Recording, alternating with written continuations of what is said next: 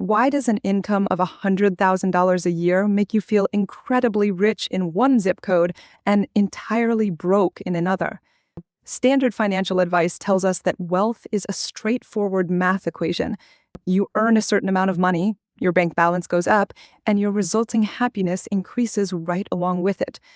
But human biology doesn't actually care about absolute numbers.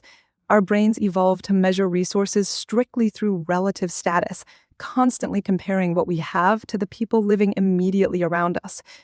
Because we calculate value by looking sideways at our peers, focusing only on our own bank account ignores the biological reality of how we experience wealth. Imagine two neighbors living side by side.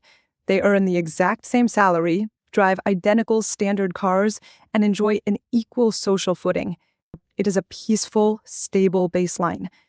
This chart shows how fragile that baseline is. When the first neighbor buys a luxury car, they trigger what economists call a negative positional externality. The sheer presence of that new car mathematically forces the second neighbor's relative social standing to drop. Notice that the second neighbor's bar falls into the negative zone without them spending a dime. Because social standing functions as a zero-sum game, a visible gain for one person creates a mathematical loss for the other, regardless of whether any money changed hands. When a neighbor upgrades their driveway, they levy an invisible psychological tax directly against your well-being. To see exactly how this neighborhood battle unfolds, we can map it out using game theory. Let's look at two hypothetical neighbors, Alice and Bob. Both have a set budget they can use for transportation. This payoff matrix shows their options. If both choose standard cars, they land in the top left quadrant. Here, they keep a large chunk of their cash for retirement, and both enjoy equal social status. It is a highly efficient, optimal outcome. But then, Alice breaks the unspoken truce. She secretly defects and buys a high-end luxury vehicle. The board shifts to the top right quadrant. Alice's status score skyrockets, while Bob's score drops to near zero. Bob is instantly hit with that negative positional externality. He feels severely inadequate and is now under intense biological pressure to reclaim his lost social footing. Alice's unilateral decision to escalate her visible wealth completely destabilizes the once peaceful neighborhood ecosystem. Bob is now cornered. To cure his deep sense of inadequacy, he is structurally forced to drain his own savings and match Alice by purchasing a luxury car of his own. Mathematically, Alice and Bob are back to the exact same equal status they shared at the very beginning. Yet to reach this equilibrium, they both had to spend their entire life savings. They incinerated their wealth just to return to square one. When rational individuals try to maximize their status in a zero-sum environment, they predictably drive each other toward collective financial ruin.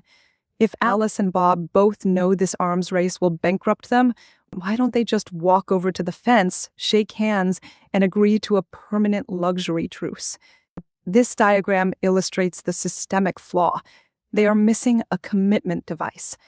Free markets simply do not provide a legally binding mechanism to enforce neighborhood social truces. Without a way to lock in the agreement, the temptation to pull ahead of a peer is too strong. The market mechanics naturally push human behavior right back toward defection. You cannot negotiate with millions of years of evolutionary biology. As long as the status game operates without rigid rules, the financial trap will continually reset itself. Our hardwired psychology serves as the primary driver of this financial drain, forcing us into a competitive arms race that has no finish line. True financial freedom requires realizing that the neighborhood status game is mathematically futile. The only way to win is to consciously refuse to participate. The next time you see a massive sports car parked next door, reframe your reaction. Instead of feeling a twinge of jealousy, observe it as a live masterclass in behavioral economics. Financial victory is achieved by deliberately ignoring relative status metrics, keeping your savings intact, and walking away from the game altogether.